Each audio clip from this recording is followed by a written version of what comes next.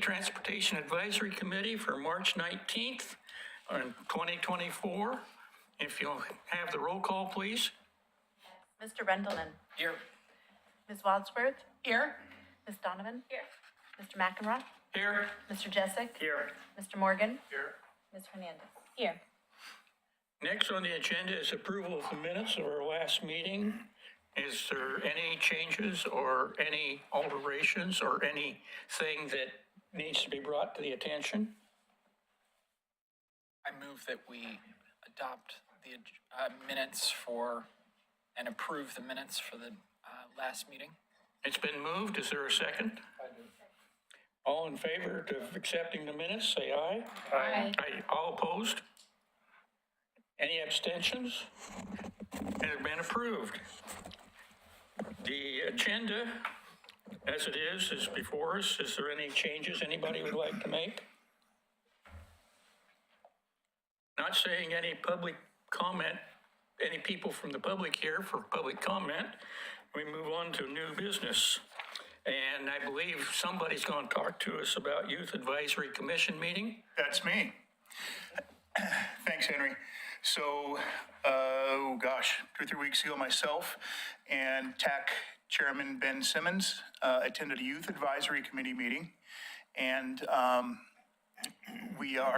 task was to inform the students of what TAC is and what the TAC does.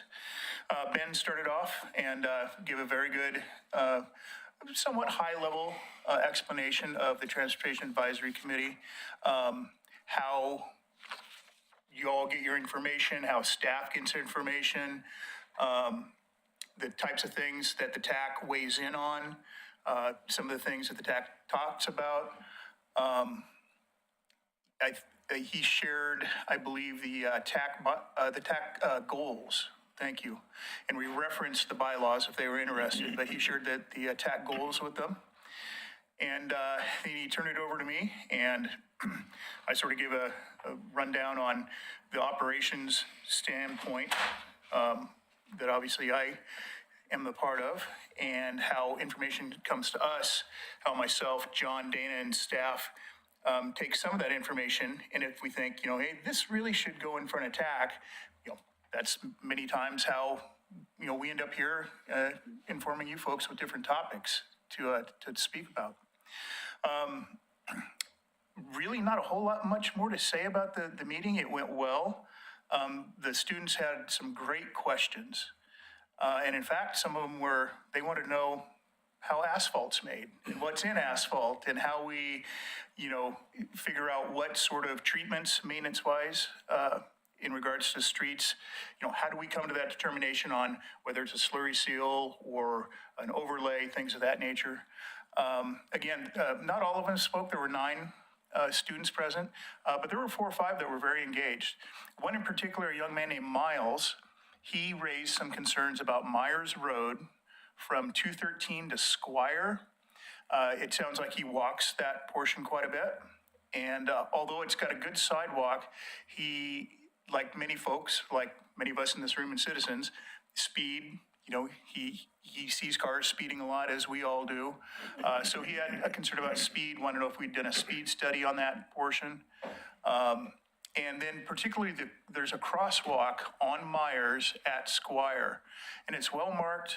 The signs are visible, but again, just like speed, many crosswalks, motorists aren't very good at stopping. And, he mentioned, he said, one of the flashy crosswalk things, so he's talking about an RRFB, if something like that could be installed. And I said, well, that's something that staff would have to take a look at, see where it falls in our TSP and things of that nature. But again, overall, they had very good questions. They kept coming. And at one point, Denise McGriff, who was in attendance, went, well, we need to move on to the next subject. So I think they would ask questions for another half hour. But very engaged. It was pretty neat to see a group of young folks that are engaged with their community and want to know about these different things they've never been exposed to. They want to do a tour of Public Works. So I'll work with John and Dana, and it'll be this summer sometime. We've got some dates to look at. A little easier for them when they're not in school, because we do the tour a little earlier. The meeting starts at 7 o'clock for the Youth Advisory Committee. We'd start at 6, give them a tour, and then they'd like to have a more engineering-focused sort of discussion. So I'm going to gladly hand that off to John and Dana at that time. But at any rate, again, not a lot to report. It was a great meeting. It was fun to do. I would encourage any of you, if you're ever interested and, have something you'd like to, present to them or speak about them with, they're a pretty neat group of young folks.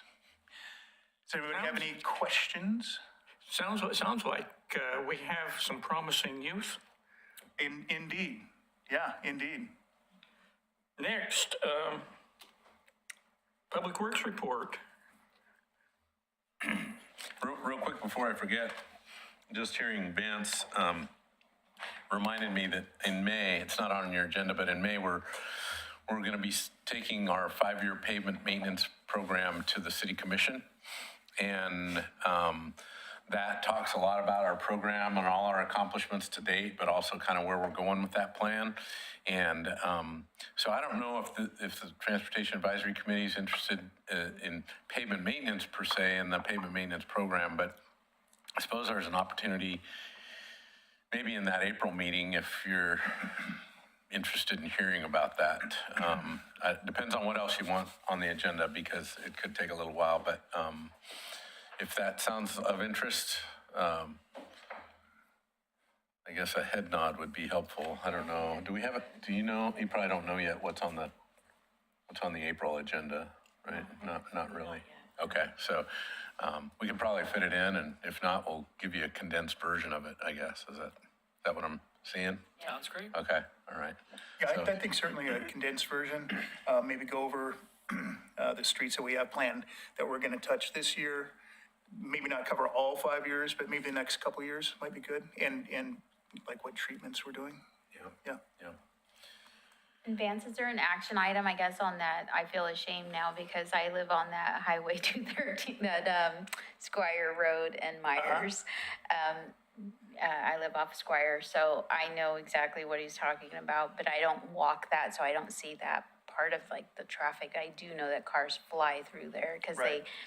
they use that to not have to, if they're avoiding traffic on like Warner Milne, or I'm sorry, Malala, they will cut through Myers Road to get to anywhere like over on this side of the area. So I do see that, but I don't know if there was anything that we needed to do then, I guess, or if there was an action item. Right. I don't think at this point there's an action item for TAC. I've not yet spoken in detail with John and Dana about it. If there hasn't been a recent speed study, I'd be inclined to put up our covert box between Squire and more towards Squire on Myers. And, see what we're looking at for speeds. I would ask Dana to check out where that particular intersection does or doesn't fall with our TSP, within our TSP, and if an RFB is something, it probably makes sense there. But again, where does it fall in that TSP? Much like the discussion about potential RFB on Washington at 9th that we've discussed at a couple different meetings. So that really the action item, more staff oriented. If anything comes from that, like, hey, there is potential for some sort of changes there, whether it's signage, street markings, again, maybe RFB, depending on where it falls in the TSP, then at that point, that's something that I bring back to you guys.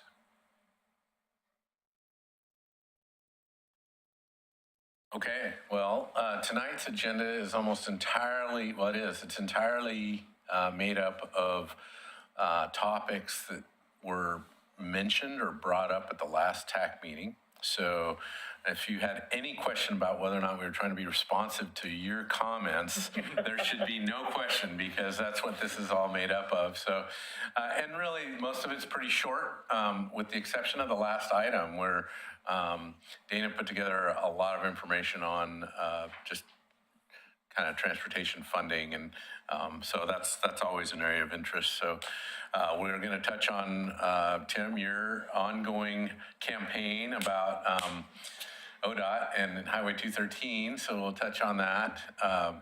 I think, Henry, it was you that were asking a little bit about a couple of things, that how does sidewalk infill occur? And you emphasis on the My Oregon City app. And I don't know if I asked you this, but do you have the capability of pulling up the MyOC app on the? I have it up. Oh, God, see, you're way ahead of me. Raymond, I think you asked about 20 is plenty, so I wanted to kind of just touch on that. We're not going to go deep into that, but I wanted to touch on that. And then I wouldn't be surprised if it wasn't you, Henry. I don't remember quite how the transportation revenue question came about, but we're going to go through that in detail. So there you go. So if you recall, we did pursue and did get approval for a speed reduction along Highway 213 from 205 to, I want to say, either Redland or maybe the Holcomb Bridge. And that's been approved.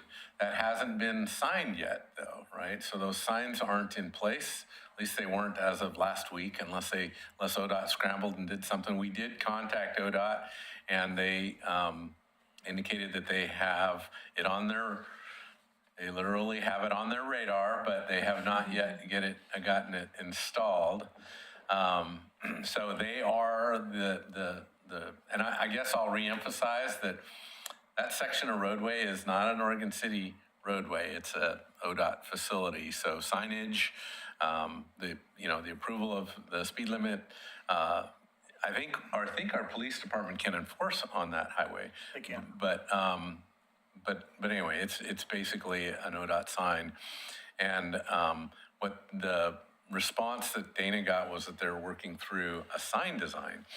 So I'm not sure how much effort a sign design would be for that, given that they've got existing postings, but let's give them the benefit of the doubt. They're working on that.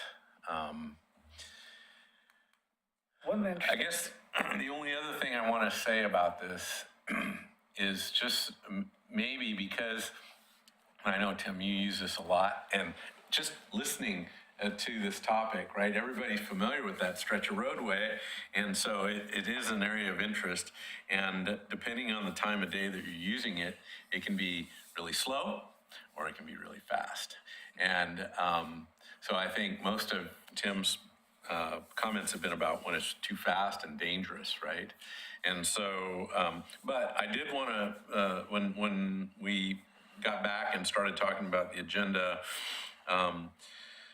I was reminded, I think I missed this meeting, but I was reminded that Dana and I think maybe Vance had put together some documentation on the crashes so I printed that. That was like maybe a year ago, where there was quite a bit of information that was provided in a report form about the various types of crashes in there.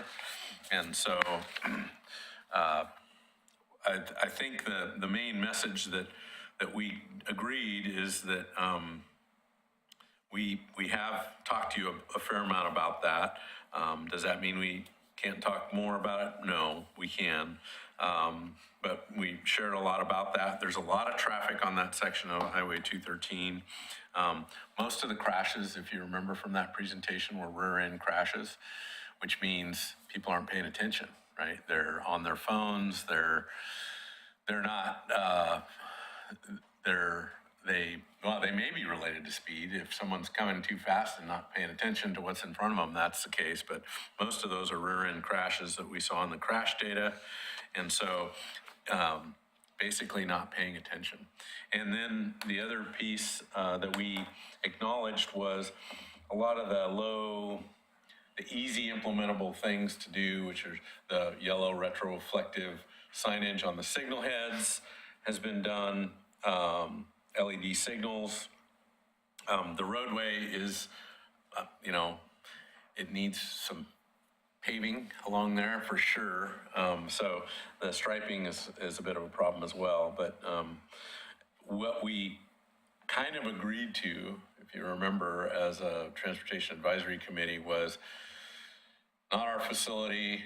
A lot of the accidents that are on there, we're pursuing the speed limit, but a lot of those accidents are from people not necessarily paying attention.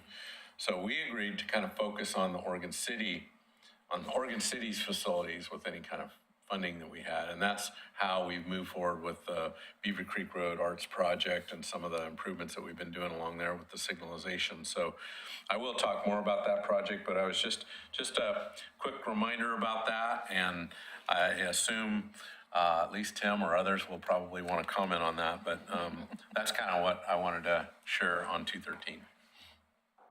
So since we have the state's attention now, and you mentioned about pavement, you know, the right lane going northbound is a river when it rains. And I noticed a lot of cars have a lot of hydroplaning issues on the right lane. Are they gonna figure out how to fill that little gully? You know what I'm talking about when you're going? Oh, no. So if you're going northbound, coming down the hill, there is a natural groove of heavyweight tires. And then when we have these winter rains, when it's dark at night, there is water just flowing, you know, down the channel. Some pretty pronounced wheel ruts have formed. Yeah. So is ODOT looking at doing some kind of buildup on that to stop the river? Well, that's a good question. We'd have to ask them. I would say that, you know, other than the minor potholing that you see, ODOT occasionally will come, put some coal patch or some hot mix in to just Band-Aid the potholes. If and when ODOT does a larger pavement project, you know, they're probably going to do I would guess, a 2-inch grind and overlay through there. I'm sure 213 was built with a pretty substantial, you know, road-based section. And when they do that, that would take care of the wheel ruts. They'll come back someday, because that's what happens on roads like that. But that would take care of the problem. I'm just assuming, if it was us, that's the way we tackle it. Here in town, locally, for example, we've done it on Central Point, we've done some on Molalla, various parts of town. On some of our collectors, we will grind just the wheel ruts with our grinder. Grind's about 3 feet wide.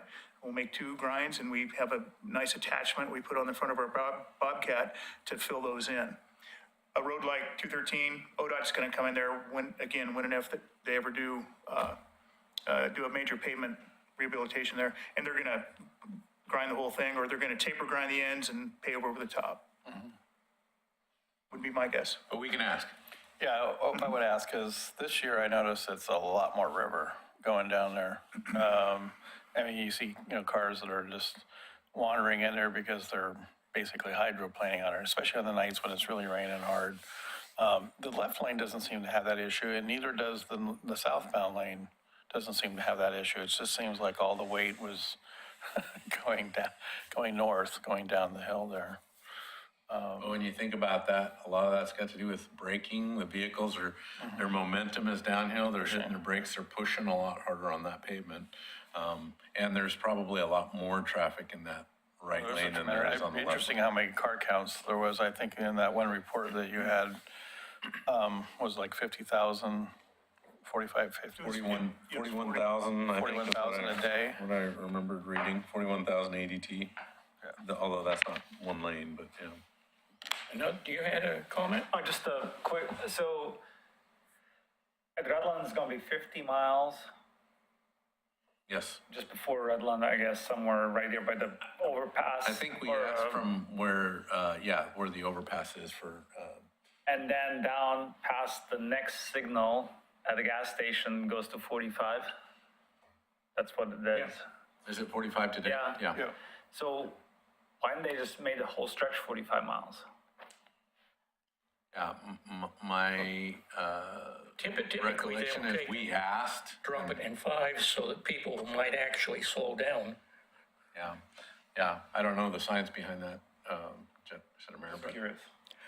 I have a thought, having gone down 213, downhill from Beaver Creek. It's my feeling that at the Redland Road intersection, there needs to be, I say, a quarter of a mile back up the hill. There needs to be some sort of a signal that is tied to that traffic signal at Redland Road so that it can start flashing yellow or something prior to the red coming on. because when you're coming down that road, the alignment and the hillsides and brush and what have you is such that, especially when you have the truck traffic or you have commuter traffic, there's only one small signal head that you can see until you get up into that intersection. And that's the one that's offset into Redland Road, aiming up there. And it's like an 8-inch red dot that anybody who hasn't got really good vision is not going to be able to see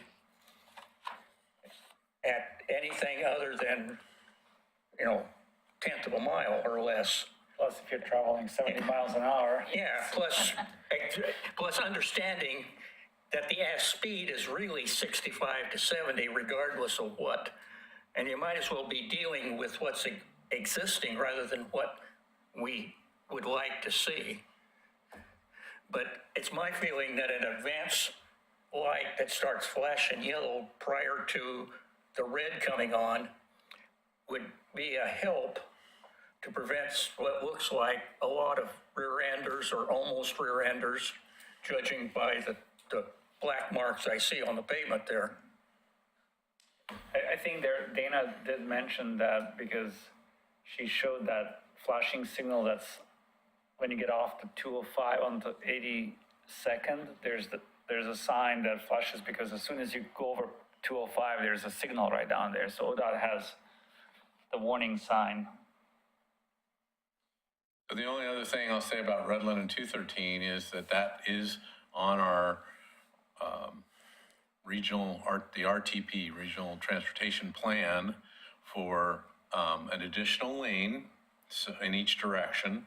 And I think it goes under the bridge, under the Holcomb Bridge, and then they can't take it any further than the Redland Road Bridge, right? So the long-term plan has been to take an additional lane in each direction through that intersection and marry up with the original jug handle project, or that project that we built back in 2010. And as a condition of the county courthouse, the county is charged with kind of initiating that, kind of getting that project moving. And so we've been communicating with ODOT and the county about trying to get that project back on the table for at least through design phase, figuring out how to fund it, those kind of things. I don't remember, Henry, an advanced signal on, or Jedamir, on that. So she was just Yeah. talking about ideas. I don't disagree. I don't drive 213 enough to know. Vance does, I think, every day. But it's just trying to envision what you're talking about. I've not noticed that being a problem, but I guess that you're not saying that's for the people familiar with it. It's for the people unfamiliar with it. Yeah, and what I'm saying is that when you come down the hill, regardless of what speed you're traveling at, you don't have enough stopping distance a good share of the time when that signal goes red. That's the crux of my thought pattern. Well, I think you're right. I mean, otherwise you wouldn't have bunch of rear crashes happening. Exactly. So clearly, people are not being able to see the signal clearly at speeds that they're traveling to make to stop. I mean, you could blame it. They're speeding, but that's still causing accidents for others. What if you have the flashing light, traffic control ahead, reduced speed sign that flashes, that's around that corner, and then it's It's just always flashing, Yeah. irregardless of where the. That'll be ignored. It has to be tied to the signal. Sometimes it'll be, like how many of you know about the train signal down here at the end of 7th Street? There's a signal down there that tells you that you can't get down down off and cross the railroad tracks because there's a train going across there, if you know where to look. So it's activated and coordinated with the signal somehow, yeah. Well, something maybe to bring up to ODOT when you, Right. next time you guys talk to ODOT. Yeah, we will share that with ODOT. But keep in mind, it's not us. We sure spend a lot of time on that particular. But the city can patrol it though, right? We can patrol it. Okay. So we can receive revenue from it. So we should have our input. Who was it, before the meeting was talking about the right turns off of Prairie Schooner Way Yeah. or Clackamas Drive. Yeah, that's a money bag right there. I'll pass that along to my. I can show you my police drive camera department. every morning. There's Yeah. 2 to 3 that like to keep going on the red. Now, about the Oregon City app, We're gonna get to that, Henry. We're gonna go into the sidewalk infill though. So this is another topic you asked about, Henry, which I'm not sure that you said much about it, but it was just trying to, I think the question was how do public sidewalks get built? And one way that can happen is through development code. So if new development comes in, it's almost always required to put in sidewalks. We're seeing lots of infill development and all kinds of new housing, right, on existing lots. That gets a little more challenging. And but what we have is this section of code here where it applies to new construction or additions, which exceed 50% of the existing square footage of all single-family detached residents and middle housing units. So we can collect from them. What we typically, we're trying to move away from collecting a fee in lieu.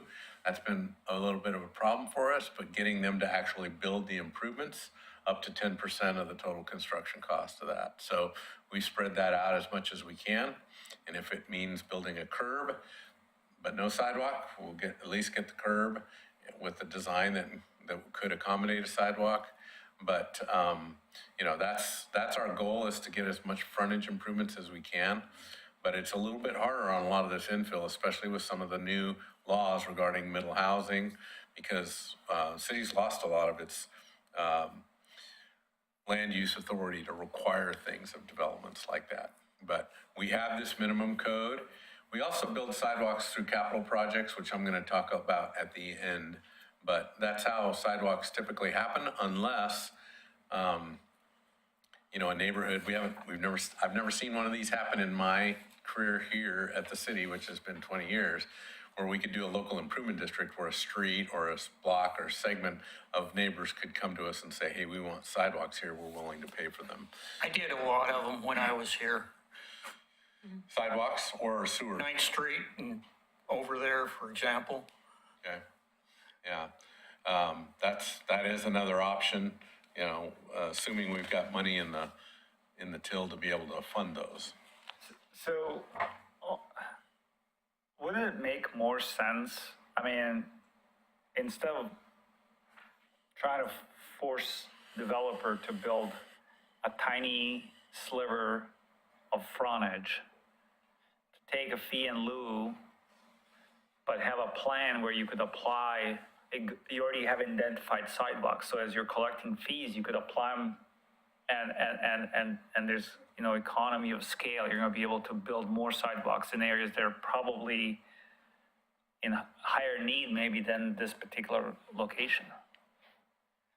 Yeah, well, sometimes they do. The problem is usually the fee in lieu that we collect today is never, 5, 10, whatever, how many ever years down the road is never really adequate for that. But we have had a long-standing practice of collecting fee in lieu. We're just kind of recognizing some of the problems associated with that.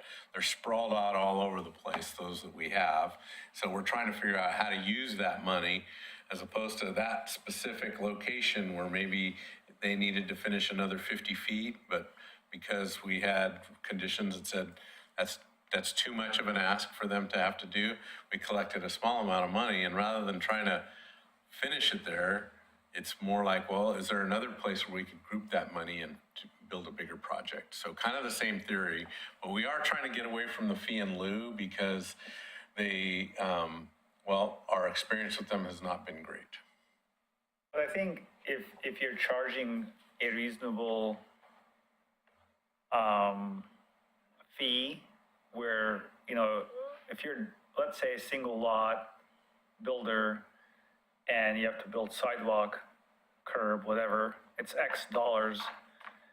If it, you know, let's say it's maybe 5% cheaper, 10% cheaper for them just versus them building it, paying to you, it's still a big chunk of money that when coupled with maybe 50 or 30 or 40 frontages, now you could actually go in and build meaningful project. If you have a list of projects that you already authorized or prioritized, as soon as you collect, you build. I mean, you should be able to build something every year and not, I mean, I get it. If money's sitting and waiting for 4 or 5 years, it loses value too. I think you have to have some sort of robust program where you collect and build pretty Right. quickly. So I think that robust program is kind of what we're going to talk more about, because we've been doing a lot of sidewalk improvements, but, or additions when we can. But yeah, the fee and lieu thing, I'm just sharing that our experience has not been great with those. And then there's this assumption that because you're collecting a fee in lieu for my project, that it's gonna be here. And there's many, many, many infill projects, but they're few and far between, right? So you never have those 3 or 4 in one block that maybe could with maybe some additional funding from the city could finish that. Well, I get that, but like also when you build a house, infill project, and then you have a 3/4 of a mile of unimproved frontage, and now you got this one house, and for another decade, nothing else will be done. It doesn't, that 50 or 70 feet of sidewalk doesn't really serve any purpose. Agreed. That kind of condition we're trying to avoid too. Okay. So we're trying to get to like curbs, maybe frontage trees with the design of the sidewalk, but not actually putting the sidewalk in. We're trying to work through those. And we've been talking about this topic recently, very, very recently, because we've got fee and lieu's from, I think I saw 2004 was one of the fee and lieu's that we have, right? So trying to, pull that money together, figure out how we can spend it in the right locations. It still feels consistent with what we told that property owner when we collected that fee in lieu. So keep it in his little area there, so. We're actually going through that right now. And, we literally are, I don't know how much of the sidewalk we're doing. And so we were gonna have one brand new sidewalk right in front of our property, and everything else, who knows when they're gonna do it. Put the microphone up. Put your on. Oh, sorry. No problem. So the thing, I would have loved to pay a fee in lieu and not have to worry about all the inspections back and forth and just get it over and go and move on. Because I don't know when another property is gonna be built on the property. And the back and forth with the city and inspection, it was just, for me, was awful, just to be honest. And, but I could see where the fee in lieu could help, or maybe the other, we would have loved to pay it, just didn't get out of there and not even do it. Okay.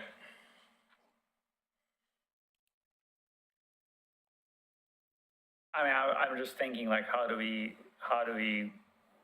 get more sidewalks built in areas where we need them? And I think if you have a plan where you have a plan, like which I assume you do have a plan where you need sidewalks, and that's probably distributed across the city. I think if you have something that's fair and equitable, and when you're taking the fee, you say this is going to be spent in this area, I think most people will be okay with that.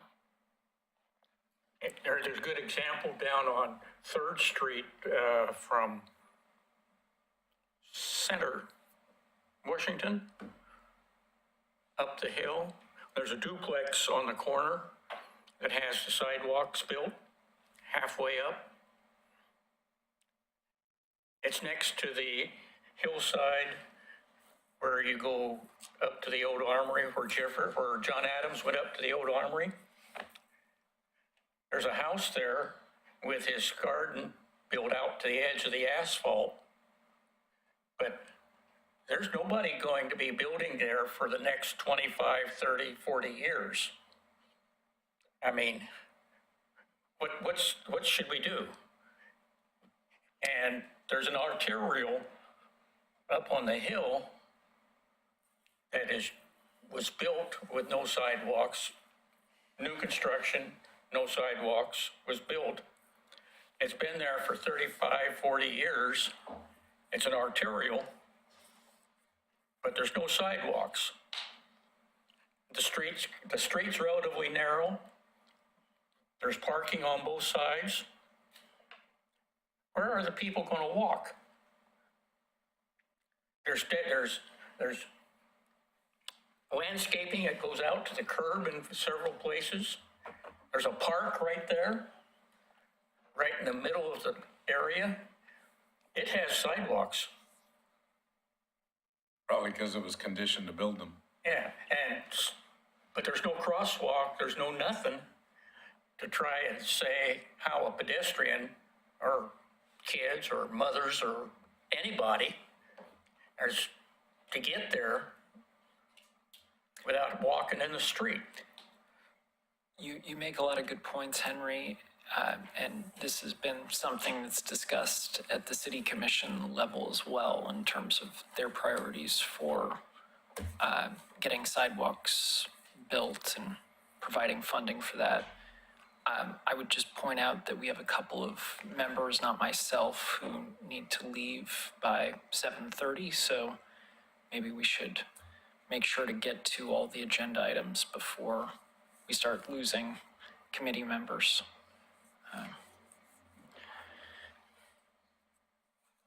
Okay, good comments. 20 is plenty.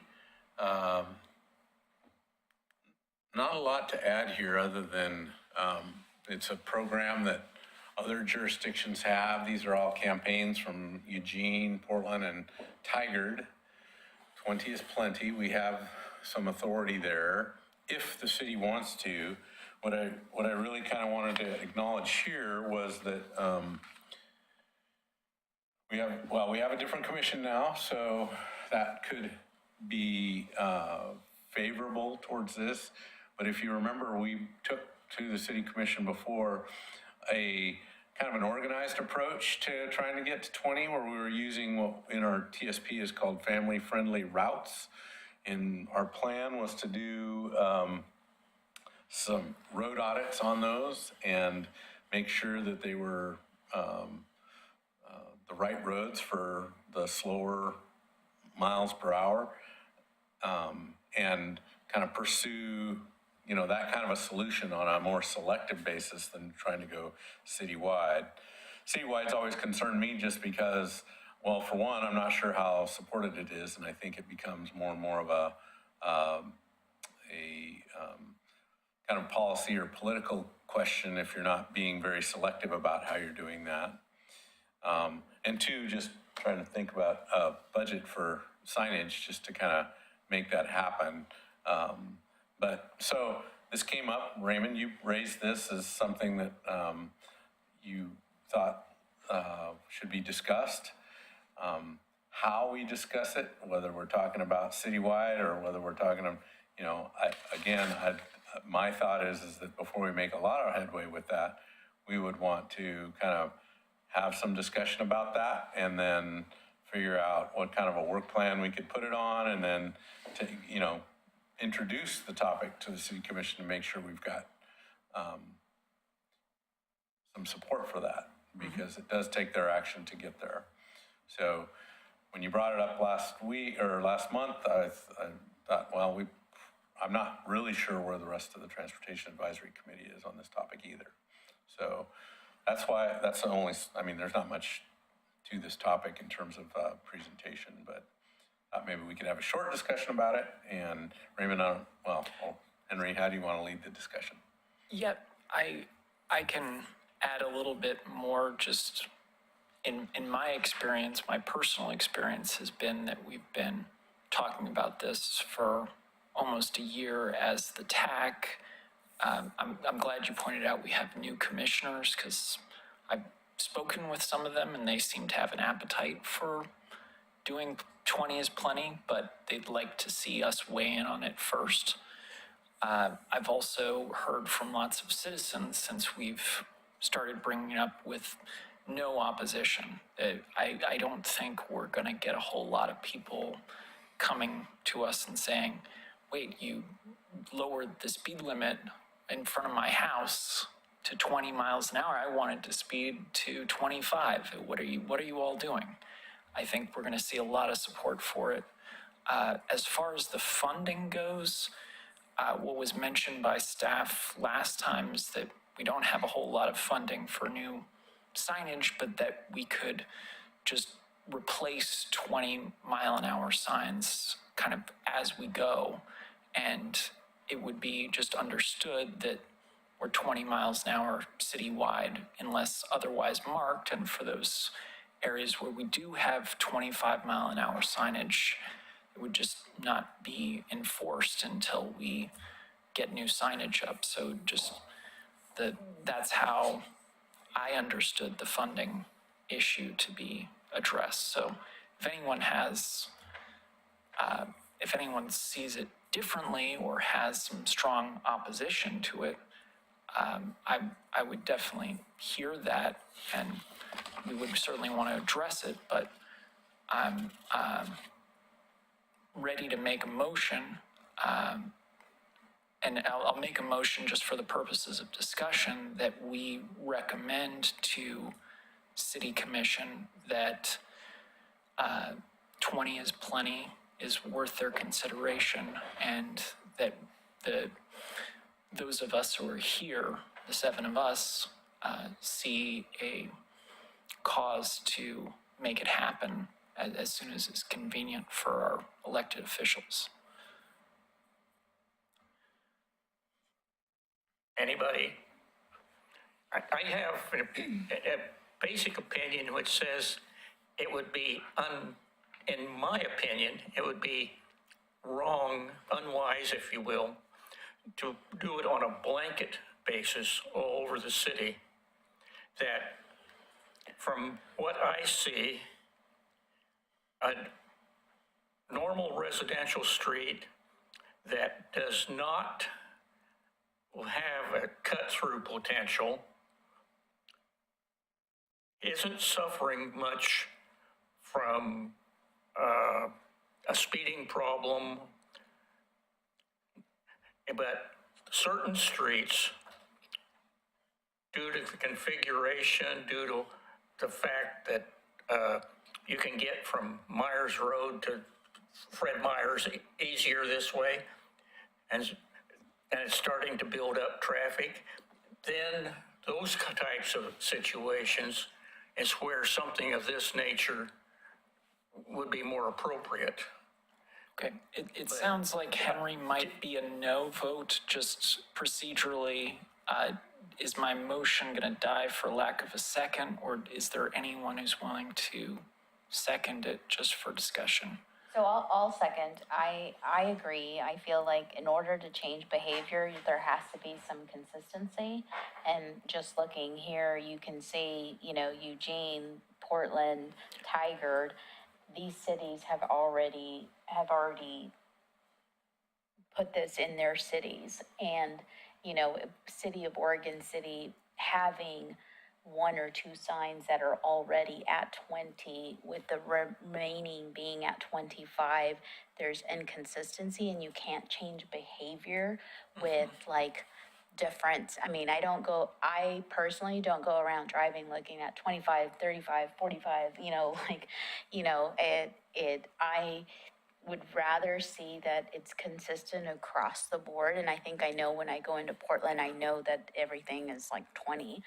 And I mean, as it states, it's plenty, I think, to go in any neighborhood.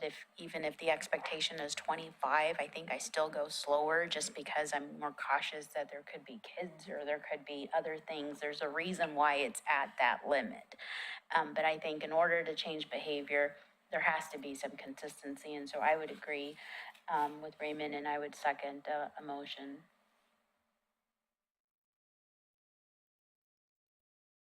So what would be the process, I guess? We would go back, we would go to commission, or somebody would go and do a presentation, or how would that evolve? Yeah, I think,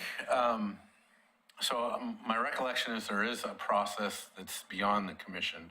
There's there's some state guidance on that. I don't recall it off the top of my head, but there's some state guidelines on how we pursue that.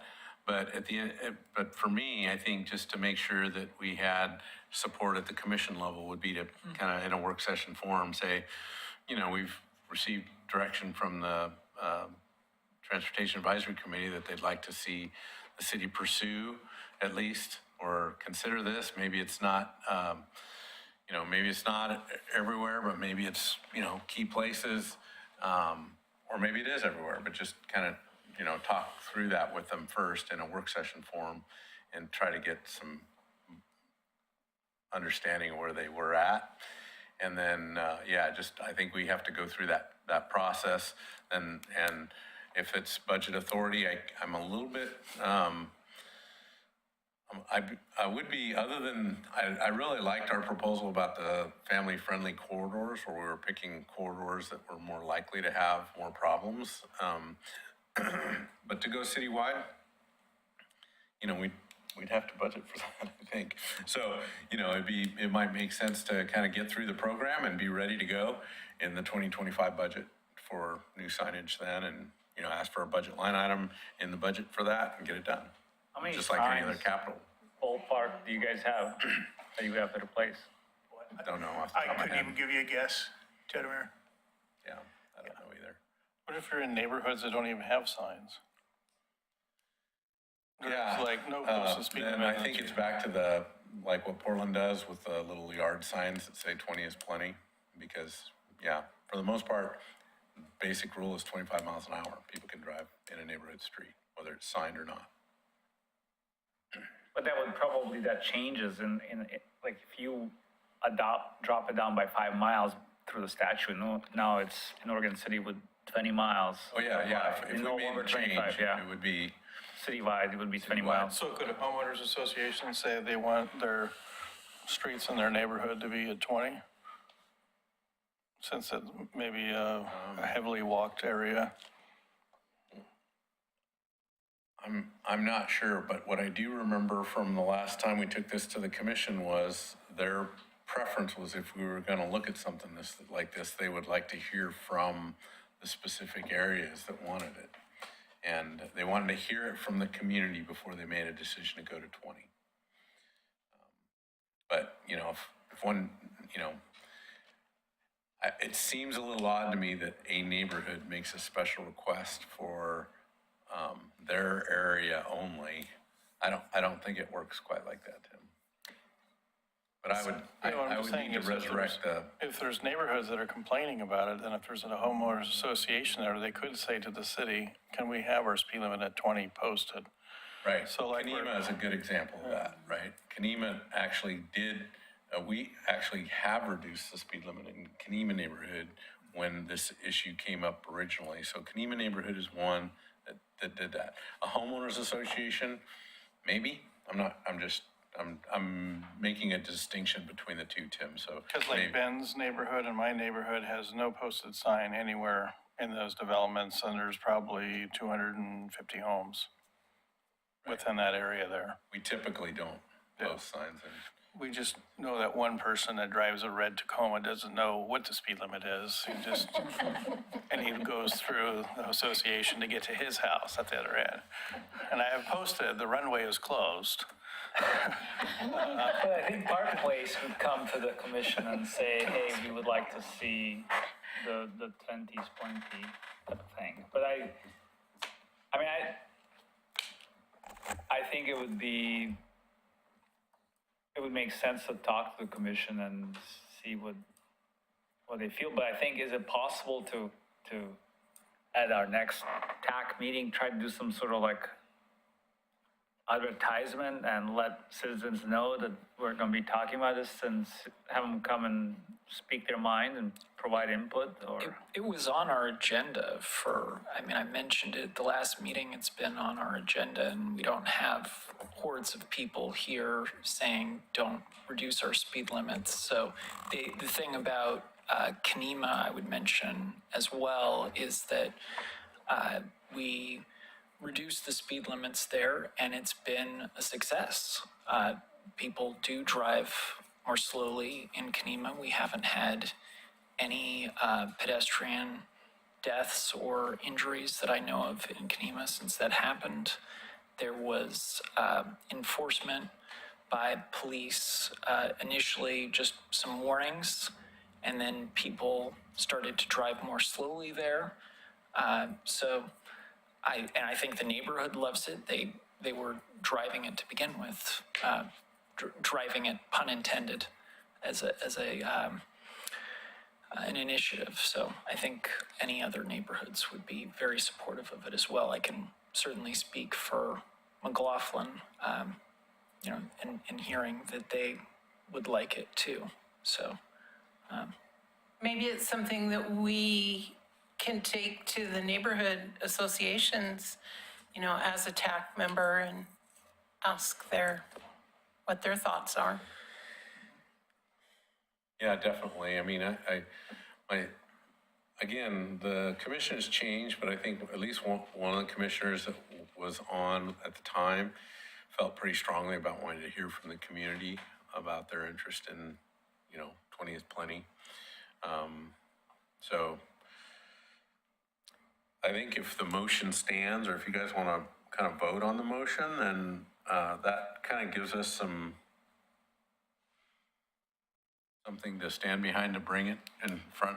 And definitely, I do foresee bringing it back to the TAC with a little bit more detail on what the process is, because I didn't dig too deep into the process. And we can talk more about when it gets on the commission agenda and what well, that's a friendly amendment to the motion, then. I will just say that the process would include robust community engagement before the city commission makes a final decision. I'll second that. Shall we move on to the next topic? We gotta vote. Can we get a vote? We have to vote. Roll call. You good to get a vote? Got to vote. Now that's okay. What are we? Do you have enough information to Because read I have been somewhat, how shall I say this, not quite following the discussion. What are we voting on? Well, he made the motion. Okay. The motion is to recommend to the city commission to have a robust community engagement process prior to their consideration of 20 is plenty, and that the Transportation Advisory Committee is recommending to eventually expand it citywide, just since it's just Kenema currently, as soon as that robust community engagement process takes place and whatever needs to be done in terms of an application. And Chris, somebody seconded it? Down yonder? Yeah, Okay. Julie You seconded it. did. He didn't wake me up. And then Chetamir seconded the Sorry. friendly amendment that included. Okay, all in robust favor? amendment. Yeah. Discussion's over. All in favor, say aye. Aye. Aye.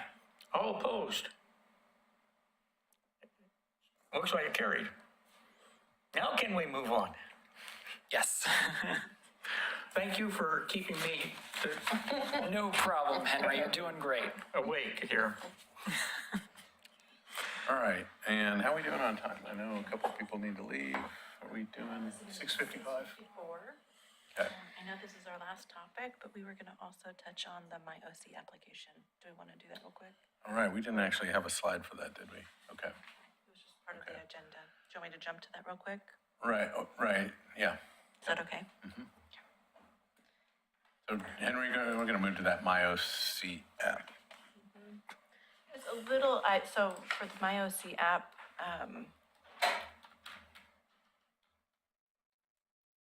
a little difficult to find. And so I've asked the communications department to put it more on the forefront of their webpage. Seems like the internet's slow, so I was gonna show you how to get to it. But if you go to like the homepage for Oregon City, you have to scroll all the way down to the bottom to get to it. Oh, here we go.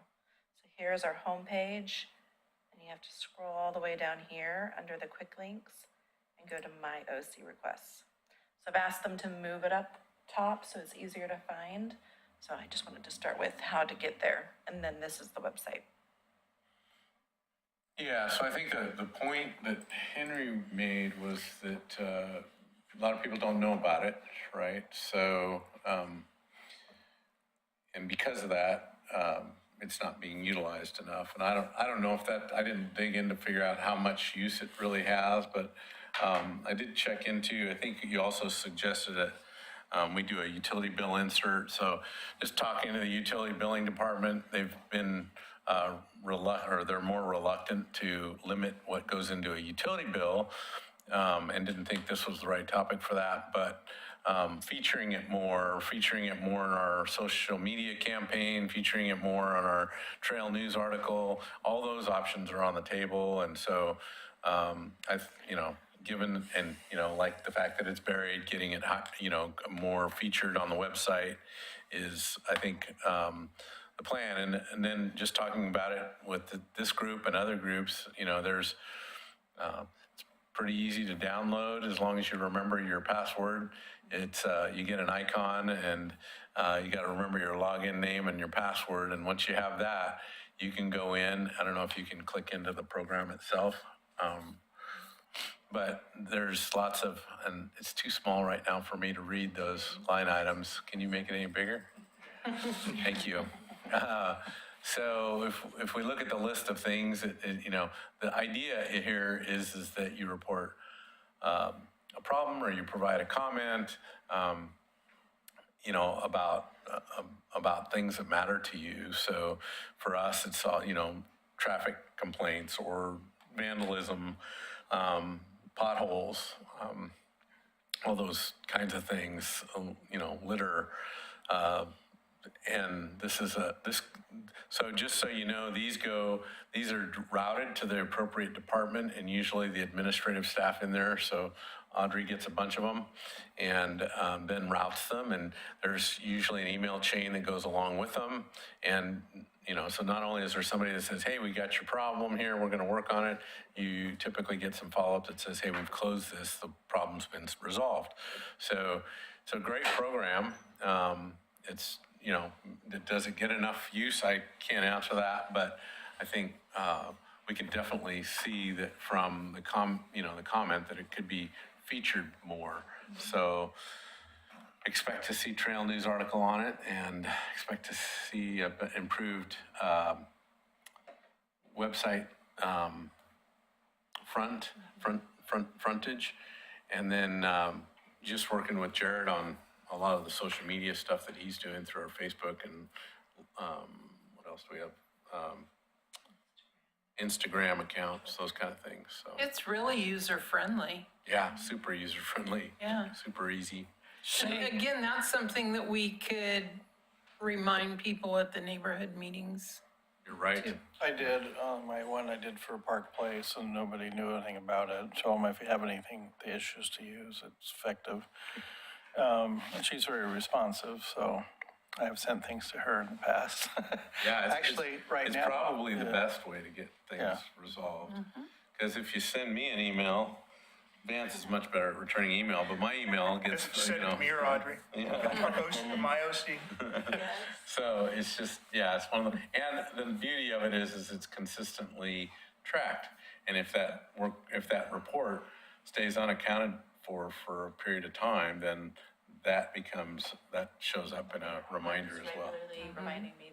Seeing as And how being this able is, to attach photos That's Yep. nice. Yeah, you can actually take a picture of graffiti or the pothole or whatever it is. So tonight, I tried to send you one, and it will not allow you to attach a photo. It will allow you to take a picture, but it won't allow you to take a photo you've taken. So you have to do it at the time, kind of a thing? Well, versus- it gives you the option, but the link is not working. And so I think on the app, on the phone, you may need to set up the account and then probably take a picture in the moment. On this website, I was looking at it before the start of the meeting, and you could actually drag and drop your image here. So it's a little bit different, and you don't have to register an account here either. I can just type in the issue, detail, and then submit. Okay. Yeah, the app works good. I just tried to do a photo, attach a photo, and it just says you want to take a photo, but it won't let you attach a photo for whatever reason. It's not working right, whatever. But I've had your crew call me specifically and say, is it on the left side or the right side? I'm looking for it, and then he reports back with an email. Hey, got it, thank you. And then I get a follow-up thing that says the ticket's closed, it's been fixed, and I drive by and it's not there anymore.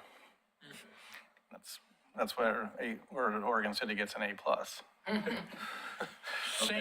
Seeing as how this is an omnibus program, I mean, you can talk to parks, you can talk to admin. Shouldn't it be made available on the very first web page? Way back where it says, hello, or this is Oregon City? Maybe like how to communicate with the city.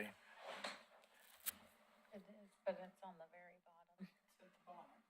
That we're gonna work with communications to bring it up top, whether that's under, I want to, or, maybe you just make make a it button more down. visible. Yeah, because We're working I know on I would never find it. Is the app something that you can, like, for example, the 20 is plenty thing, is that something that you could create? Like if there's a campaign and you want to survey folks to say, here, go do this. And then if there's something else that we need the TAC or anyone else wants to submit, that you can survey through the application. No, not necessarily, just because it's got this whole feedback element and it goes to one particular person who then has to respond to those, so it stays open as a work order. But you make a really good point, Julie, in that we do have other ways to do that survey. We've done it for speed limits, right? We've set up those online surveys where we can get people to, we can't force people to respond, but we can get people to respond to those. And so if that might be the easiest way to get that community feedback on the 20 is plenty program, just to do it online and just kind of see what kind of response we get. Because I know when we've had, you've all seen it when we've done surveys on speed limit adjustments. Not only can we get them to give us their opinion on where they would want that speed limit to be, but we can ask them to put in they don't have to, but they can put in an address, and you can tell whether or not they're people that are inside the city or outside the city, whether they're in the corridor or across town. So there is some functionality that way that we could implement, Julie. Is this the end of our program? No, it's actually not. But I'm going to go through this topic as quickly as I can. Just know that it's got a lot. I heard there was some movement afoot to try to, I'm move trying. this along. I'm trying. You guys are just loaded with questions tonight, which is good. I'm okay with that. I do have the whole evening, Henry. I was just wishing for some of that nice weather. That's all. Okay, this is how we fund our transportation pieces. Fuel taxes, gas taxes is gas or diesel taxes is what, one of the main forms. In 2020, Clackamas County initiated a vehicle registration fee of which we get a percentage of. We've got transportation system development charges for vehicle, bike, and peds, and those have been adjusted based on kind of the project list that we have and recent, 2019 estimates. And then those are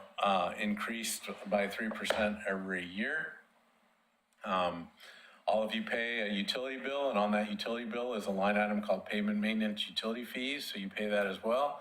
And then we get a pretty large amount of grant funds. So I'm trying to think if I mean, that's a general coverage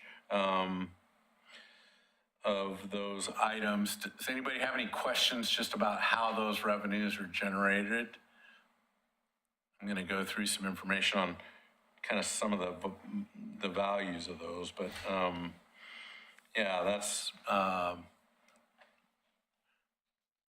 these grants, the grants that you're getting, do those vary year to year then? they definitely vary a lot, and I've got a slide on grants, but you know, I would say we're fairly aggressive with regard to grants and now earmarks. So legislators are reaching out to us with, hey, we want to talk to the legislature about, you know, funding. What kind of projects do you have? So we're kind of trying to feed them good projects that might fit their whatever criteria it is that they're trying to target with that grant, whether it be for pedestrians or whether it be for driving solutions. But, The new car tax, where does that money get divided up to? Where's that piggy bank? yeah, it doesn't come to the cities. So where's the $500 going? Is it it's a new car tax? Yeah, so if you buy a new car, you have the privilege of paying a $500 tax in addition to the registration fees and all the other stuff. But I've never been able to find out where this money's going. Yeah, I don't know, Tim. It's kind of like the It salmon. doesn't come to us. So, Maybe you should put a request for an earmark. so all bike and pedestrian projects. So if it's listed in our transportation system plan, a bike path, for instance, or a project that we either put into the category of biking projects, walking projects, or shared use pathway projects, all of those in our transportation system plan are eligible to be funded at 39.4%. The balance of that should be funded through other means, right? Through gas taxes, through that vehicle registration fee, through grants, all those other things. But when we did the analysis, back when we adopted the transportation system plan, all of those kinds of projects fell into that same category of 39.4%. And it's a little different than cars, because cars you can kind of count. Vehicles and pedestrians, yes, you can count them, but it's not a good way to kind of allocate the cost of those. So they really look at how much growth is projected at the time and how much of that should be paid by the new development versus the existing development. That's how we came up with that 39.4%. And so that's important, because as we start talking about why sometimes it's hard to fund these bike and ped projects, it's because we've been collecting a really healthy amount of transportation SDCs from new development, but we don't have the match. We don't have the funding from the local residents that live here already, right? So that's kind of critical. Wouldn't that be a budgeting problem? Could be. You could call it that. You could call it that, but we'll go through that and you'll see how that plays out. So, and then roadway projects, when we look at a roadway project, and the examples that we're giving here, the intersection, there's a planned roundabout at Central Point, Warner Parrott, Lynn, Leland, Myers Road. When we looked at that, we looked at the existing flow through that intersection and what the growth projection was going to be, and we came up with 35% of that new facility would be funded through new development and the fees that they pay, and 65% of that would be paid for out of some of these other funding sources. So this idea that pay for growth in Oregon City is the commission stayed pretty strong on that. They want to make sure that growth pays for growth. But you can't overcharge growth. You can't overcharge new development for growth that is a need today, right? Does that make sense? Am I making sense? So is there a flat rate that a home developer pays per home being built in a subdivision? Yes. And what is that number? Is it a floating number or is it a fixed number per year?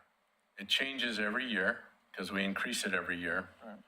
I want to say we're over $50,000 for a single-family home right now in system development charges, not transportation alone. That's all of them, right? There's a water, a sewer, a street, parks.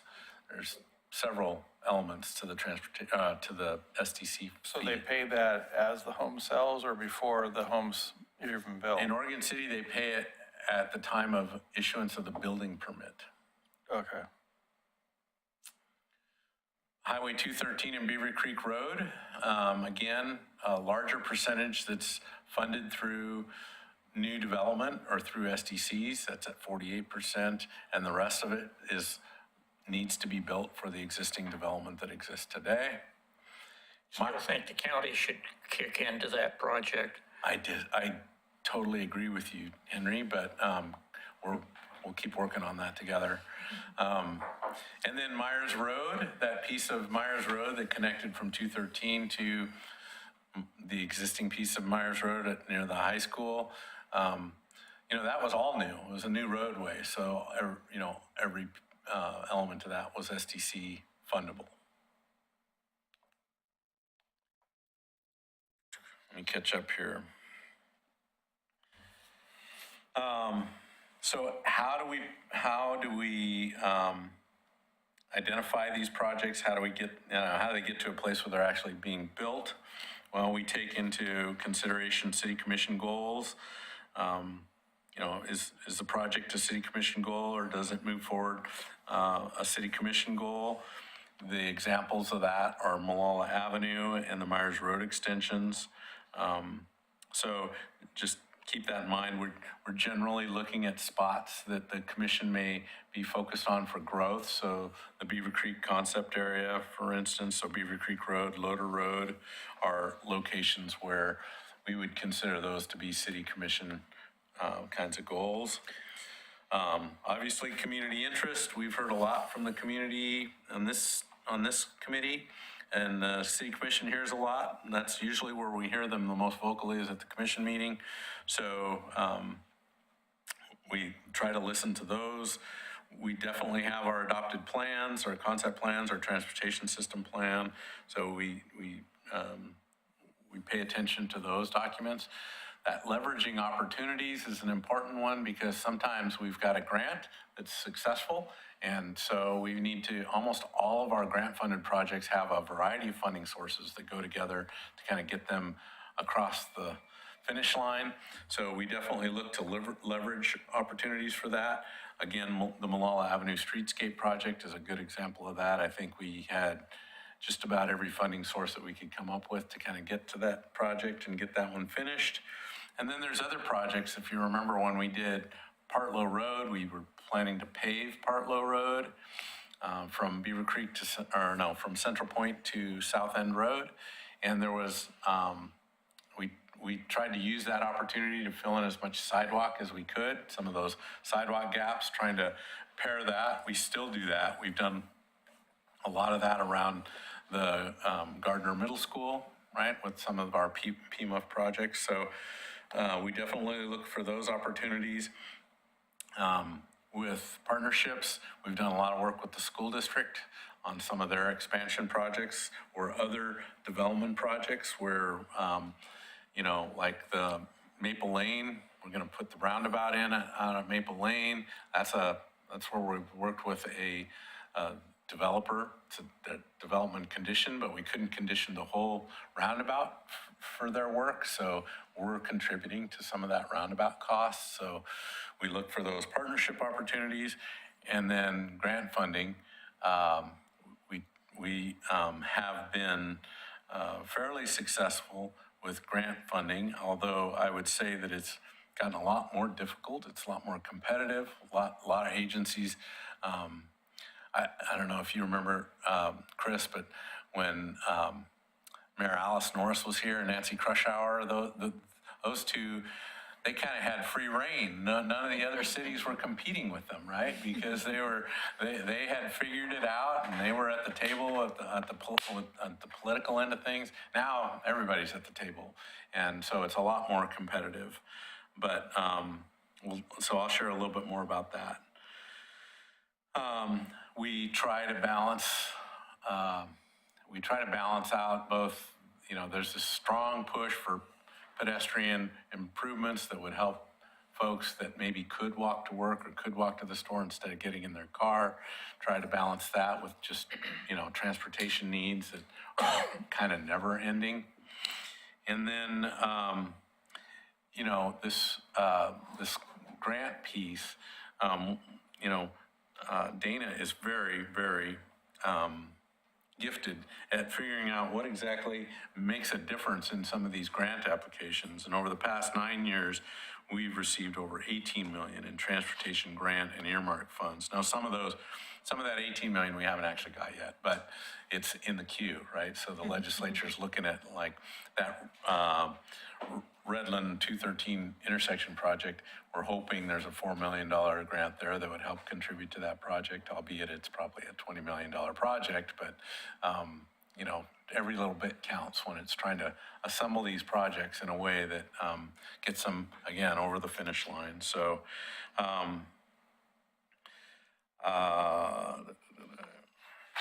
yeah. So, your question about budgeting, Henry, is a good one. So we do get, just like every other city in the state, we get our fair share of gas taxes. So this is representative of the gas taxes. It's also showing that vehicle registration fee that kicked off in 2020. The reality of that is, though, most of the funding that we get from gas taxes goes towards keeping the lights on, doing what we need to do, whether it be paving projects, internal paving projects, our crack seal programs, all of our preventative maintenance stuff, that's more like signage, striping, snow removal, paying for the staff that work in the transportation side of the house. So that lower line there, that kind of squiggly line that goes across the bottom, is really kind of where we've been with our ability to spend gas taxes on capital projects. It's been about $300,000 a year on average over the years, even though it's kind of showing up differently there. That's kind of how we've been, that's about where we're at with that. So not a lot of gas taxes goes towards capital. And it's been like that for many, many, many years. And as you know, gas taxes for many of the vehicles is actually, the amount of gas used per vehicle road mile is going down. So we're trying to find alternate means of kind of backfilling that. And that's some of what that vehicle registration fee is. The county, when there's no restrictions on how we spend that, but the assumption was we were going to be spending that on capital projects. And we've got a lot. There's a long list of projects that we've included. Like I said, just about every project that we have has an element of gas taxes in it. It's just a pretty small piece compared to maybe what we're using for SDCs. And this slide shows those transportation SDCs, whether they be bike. So the darker blue, I know it's kind of hard to see on this slide, but the darker blue is what we collect in bike and ped fees, and the yellow is the vehicle transportation SDCs. That is our biggest biggest SDC is transportation. We do get some grants, and we've been, like I said, pretty successful with that and different kinds of grants.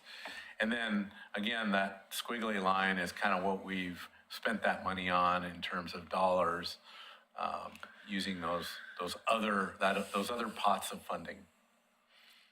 And I'm trying to remember what the 2019 was the ramp up to pay for Myers Road and Malala Avenue. So those were two very, very large projects that we had set aside money for to be able to cover. So a lot more, that took up a lot more capital, but we've got a pretty long list of projects that we've been able to accomplish. I think this was kind of, hey, where's all that money going that we've been, that was kind of the question I think that kind of brought this on was where is all that money going to? What projects is that going on to and why?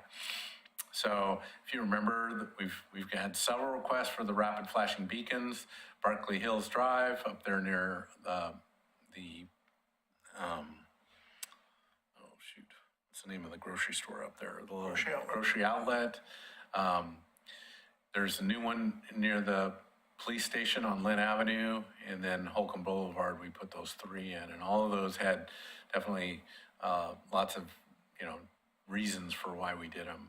Malala Avenue Streetscape Project, another big one. Myers Road, Gaffney Lane Sidewalk Infill Project was a good one. As far as sidewalk infills, again, the sidewalk infills aren't cheap. Lots of times people think they are, but they're not. In that case, we actually bought a home and dedicated a bunch of frontage so that we could actually get that in, and we ended up selling the home here recently. Gardner Middle School, we've done a lot of sidewalk infill around Gardner Middle School if you walk that area. And then we have done some work with the first and last mile shuttle. We're spending like 1.6 million on that Holcomb Safe Routes to School grant work. We've looked at how to configure Loader Road as it intersects with Beaver Creek Road. We did get a grant, but we've spent some money on Main Street ADA ramps. Our next big project is that Beaver Creek dual left turn, or what we call the acceleration lane from Beaver Creek onto Highway 213. And then again, lots of sidewalk infill that we've paired with or leveraged with our paving program. And then if you remember the Trillium Drive, we had to spend money on that project because we had pretty good landslide over there. So projects in progress. We're doing the traffic signal hardware upgrades citywide. That's not a huge project, but it's still a project that we think is going to help with moving traffic more efficiently. The Beaver Creek Road Arts Project, or All Roads Transportation Safety Project. That's, again, putting the new signal controllers in, making sure they're all connected with fiber, and then the yellow backing plates behind the signals, those kind of things. McLaughlin Boulevard Enhancement Plan, that project's underway right now. In fact, we'll be giving the commission an update at their next work session, or next meeting anyway, I can't remember, is that a work session? And then, again, the Holcomb Boulevard Safe Routes to School project is soon to go out to bid, probably gonna go out to bid Monday, so. And we're making headway with the state on the Oregon City Quiet Zone, which is the railroad crossings at 10th and 11th downtown. And then, as I said before, we're cost sharing with the Maple Lane Roundabout, which is going to start construction pretty soon here too. And then next in the queue, the Highway 213 and Beaver Creek Road. If you're wondering why, you obviously don't come in on Beaver Creek Road in the mornings because that's pretty, there's a lot of congestion up there. And then Main Street from 10th to 15th, we got a grant for that, and we're gonna have to, match that grant and then some. So we'll be building that project next. And then we're gonna continue with the sidewalk infill wherever we can. But the big point that I think always comes up is new development is paying its fair share. It's just that we typically, unless we get a grant, which the grants have been our saving grace, have a way for existing residents to buy in. Now might argue, well, I pay my taxes and I would do, but the bottom line is it's not really enough to rebuild some of these intersections and redo a lot of what we need to do in our existing transportation system. So trying to identify where that other funding is going to come from to match our transportation SDCs has really been because we've been successful with the grant funding. John, that project where on 213 and Beaver Creek Road, the apartment complex, are they contributing to any of that redevelopment? Because how many units are they putting in there? Was it like, what, 400, 500 in there? Yeah, and they're all paying a transportation SDC So how do they charge? Do they charge per building or per apartment? per unit. Per unit then? So how does that number come out then? Well, I don't know the dollar amount, but it comes out. Okay. Yeah, and it's based on trips. So they have a theoretical trip just like a single-family home has a theoretical Right, trip. so I mean, if they have 400 units, there's gonna be minimum of 800 cars. Well, I don't know about the number of cars, but again, it could be anything from delivery trucks to the Well, I'm mailman. just saying, just the impact there is gonna be at least 2 movements a day, at least of 800 cars. And some people have 3. Going and coming. Yeah, Yeah. plus your Although, deliveries and all the other. one of the things there. arguments they made with the affordable housing unit, which is the one to the north, was a lot of those folks won't have cars and will have to use Public transit. public transit. Yeah. Have you guys looked into what, like City of Milwaukee had years ago went through and they developed the program to fund their, sidewalks and streets and stuff, and they went to the community and they laid out the projects and they end up passing whatever the fee tax was to fund, and the city been going at it and building sidewalks and fixing the streets. Have you guys looked into anything like that? Well, I don't know if they went through they went into debt, right? They passed a bond and they paid for that using gas taxes or whatever other revenues that they No, had. they're collecting, I think citizens are paying some fees. I think it was a fees or tax or whatever. I'm not familiar with that, but, Sounds like a Bancrofting project. You may want to talk, Jennifer at APWA when you see her. yeah, Jennifer Carbelli, the Yeah. city engineer. yeah. I'm not, I can't recall off the top of my head. I've sat through a couple of her presentations, but, yeah, no, we haven't done any kind of bonded nor trying to go into debt, which I think would be pretty helpful, I think, because, again, it wouldn't just be the citizens of today, it'd be the citizens of tomorrow that would be paying off a lot of those projects. We'd be able to assemble enough funding to be able to make a huge difference for a lot of people, kind of like what we're doing with our water fund right now, right? So we were able to get some indebtedness approved through the water fund, but I would say that was a pretty heavy lift. And because we have voter-approved indebtedness versus, I think in Milwaukee, they don't. So if they went into an indebted program, they wouldn't necessarily have to go to a vote of the people. They'd have to get commission approval for that or city council approval. I'm not sure what it was, but I know that they have a program and because we responded on a couple projects Yeah. for the city and it's funded through this program. Is it sidewalk or walkability specific, I Jennifer? think, no, we're working on King Road, for example. That's getting a complete street. Gotcha. The reason I ask is Sherwood, Tualatin, I'm sure some other cities have, they have their street maintenance fee. Ours is PMOF, right? And then they have a different fee that targets walkability, sidewalks, filling in gaps, things like that, in conjunction with street trees. So years and years ago, Dan Boss, the former director there at Tualatin, devised this program. They started collecting money. And again, all in regards to sidewalk repairs and dealing with trees that are lifting the sidewalk. So that's why I asked the question if it was a sidewalk specific thing, because it could be, I was thinking could have been something like that. It was think called, they did it's road a widening. safe access for everyone. But I don't know how they have all these projects, and I know that, I think that SAFE is funded by citizens. They went through and they figured out the number of projects they want to do, and they came up with a cost, and then they went to citizens. That sounds like the state law that, what I know of as Bancrofting, which is a way to have your expenses paid out over 10 years. The citizens pay every 6 months. You sell off bonds, and the payment from the citizens pay off the bonds. But there's assessments associated with those. Yeah, the citizen assessment. I'm pretty sure I don't think I remember hearing about assessments. I just don't remember if that was just an indebtedness thing or if they actually have a fee separate.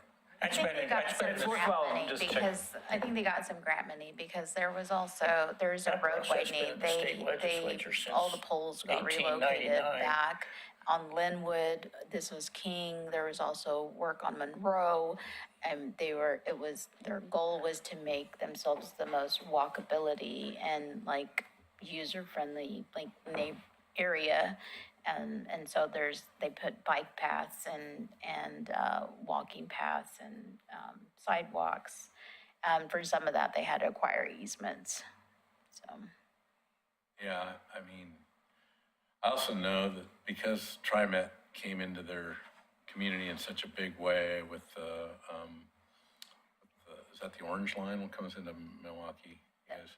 Oh, to Yes. like Park, the Max line? Yeah, Yeah. that built a lot of infrastructure for them. So anyway, I wanted to go through that. Happy to answer any questions, but that's all I have. Can you go back to the last slide really quick? I just saw something that I think it's interesting to hear all of this, but then this mentions development dropping off and seeing less SDC revenue coming in. And so, what is the plan, I guess, at some point, when all the growth that, is built, when developers have already built out Oregon City and there's no more room to build, what is the plan then? Like, I mean, at some point you have to know, you must know now, I guess, how much room there is left to build, and you can kind of somewhat forecast, potential SDCs that would come in from growth. And the other thing I struggle with is like, we want all these things, but we know these things have to come from there, but then we want to stop these developments from happening, which means we can't do these things that we want to have. And so it's like, the people have to understand there's a give and take. You want these things, and some of this has to come from development and or grants. But at some point, you're going to know, is there like, how many acres are there potentially to build now Oregon City out? And, what are you looking at doing then? So those are really good points. And so the way we look at that is at the time of when we dive deep into our transportation system plan, and we do that every 10 years or so. We're going to do that next budget cycle. So there's a couple of you on this committee that were here during the last transportation system plan update. And so the TAC, the whole community really looks at that wants to participates in our transportation system plan. And that looks at the urban growth boundary that we have today and looks at all that undeveloped land and projects how much development that will be, how many trips that would result in. And that's how they establish where things are really going to break and we're going to need to build more projects. Where roads are going to have to get wider. And that's the intention of the transportation system plan, is to be a 20-year lookout, so 2035. Oh no, that was a 30-year lookout, 2035. But that would assume that all that growth happens. Now, it may not happen in that time frame, and we'll take a new look at the transportation system plan in another 10 years too, right? So the idea is to look at that plan as often as you feel as a community necessary and reevaluate that, reestablish your project list. I mean, one of the things that I hope we do in the next transportation system plan, seem like we ask for the universe, right? The community always wants things. But at the end of the day, they're not always excited about how to pay for them, especially when they realize, oh, new development is only going to pay for 39.4% of that project, and the rest of it's got to come from where? I have to pay for that? Oh, I don't really want that project. That's that give and take. And you add on top of that, this, I would say, we hear a lot about not wanting growth because growth brings more trips or more problems or more crime or more whatever, right?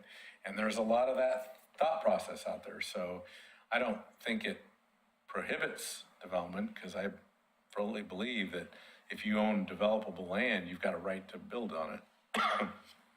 But the costs are high, interest rates aren't great, so that's why we're seeing the slowdown right now. But I think it's just a blip.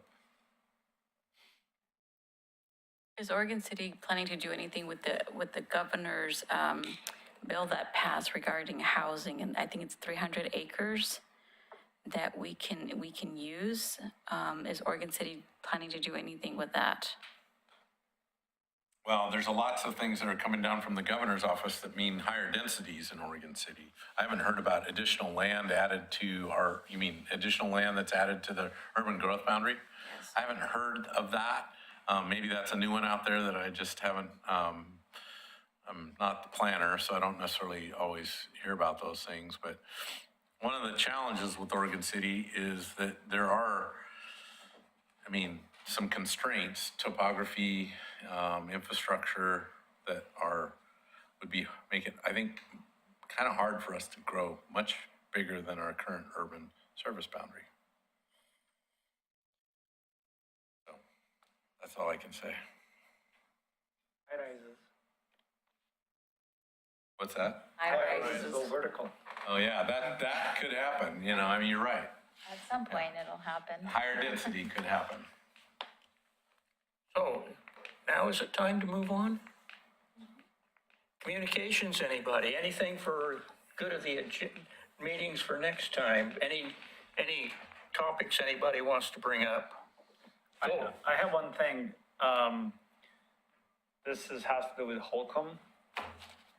I just drove there the other day, and actually yesterday, and I was driving right by where you guys installed the RFB, by the store, and somebody was trying to make a turn, and then there was no patience, and few folks just passed on the right-hand side, where people typically walk, and then up by the schools, looks like somebody ran into the fence and went off the road. Is that where you guys are going to be doing sidewalks? Right across the school? Holcomb School? We're doing sidewalks on the same side as the school. Oh, okay. But And it's on it's the opposite side. It's on the east side, from the school up to Arlo Crest, Okay. to Winston. Yeah, there's the wood fence right there, and somebody. Yeah, he took it out. Somebody took it out. Yeah, I haven't seen that, but it goes from actually, we're building a piece of sidewalk along that school access drive, and then it turns and they cross, and it goes, all the way up to Winston. So Chetamir, you'd like to have an update on our Holcomb project at the next meeting? Yeah. Well, do we have any feedback from the lady who came and spoke about the accessibility of getting around the curve there? No, not other Does than that what need to we, go to the planning commission or something, or? I want to say she showed up for a city commission, but she was supporting, I think at that Transportation Advisory Committee, I asked her to come and speak on behalf of Park Place. Was it the Holcomb project? Yeah, I'm trying to remember what, Well, she's talking about from the overpass on 213 down to the plaid pantry and everything there. right, That but, curve there, there's a lot of foot traffic there, but there's really there's no sidewalk. And there's just basically a white line on the south side of the road. yeah. Did you miss the last meeting? No, I was We there. talked about it in pretty Yeah. length. So But I was just wondering that. look at the minutes. From maybe her, from her discussion, is it moved to anywhere where do we need to transfer that to somebody like else to start thinking about a project for that? Yeah, we've got no funding for that. I I mean, know the funding there, but. I mean, I think that corridor in particular, at the time we look at the transportation system plan, I'll just encourage you folks to get involved, because that's one of those where I think you really need to prioritize. Because right now we show sidewalks pretty much everywhere in that neighborhood. And it sounds like the focus would be better to be specifically to Holcomb and not worry about all those side street sidewalk connections. So, because we can't, again, afford to do it all. Right, but I think she's talking about Holcomb itself, not any of the side streets. Is that there's not a safe walking passage there to get from the bridge to 213 overcross bridge down to Redland Road. I know what she's talking about. Yeah. I'm just telling you that there's a lot of wants in the transportation system. I know, but I mean, where are we supposed to put that into the plan so that it's in consideration when they're figuring out everything else and the kitty? You mean when we do the transportation Right. system plan? Yeah, it'll be in there. Okay. That'll be in there for sure. Yeah, Holcomb Boulevard is Dude, already in. Why don't we just put the whole road in there and figure out where the spots are at? So John, really quickly, the Senate bill that I'm talking about is 1530 and 1537. And it was passed, and it gives the city, it's a one-time in a lifetime kind of a deal, it's urban renewal. And if the city expands or has capacity, or 25,000 people, they can expand by 50 acres, while cities that have over 25,000 people can expand by 100 acres. In the metro areas, the cap is 300 acres. So might want to look at that, because it's a one-time thing. This is unheard of to be able to do that. And the governor did pass that bill. There's two bills on there. Okay. And Yeah. again, that's expanding the urban growth boundary at some point or area? Okay. And I hope we do it something here in Oregon City. Hopefully Washington County hasn't eaten up all that acreage. Probably have. Probably So I'm hearing metro pro-growth realignment. on the Transportation Advisory Committee, is that right? We gave away some land recently, so I'm not really sure where we're at with that as a commission, or where our policy makers are on that, but I think out on Folly Lane, I think there was a segment of several acres. I don't know how many hundreds there were, but Maybe going to 213's Beaver Creek out there, where I'm sure we can find 300 acres. Just throwing it out there, sorry. Metro might have something to say about that. Maybe. If that's all, I'm going to call it time with 15 minutes to go. good job. This meeting is adjourned. Thanks, everybody.